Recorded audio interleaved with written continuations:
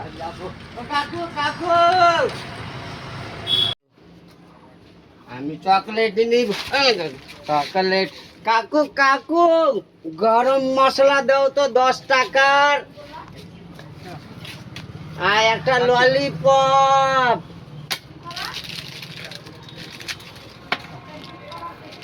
কাকু গরম কই গরম নাই গরম করে দাও কাকু নিব না গরম গরম মশলা গরম করে দাও এটা ঠান্ডা হয়ে গেছে কাকু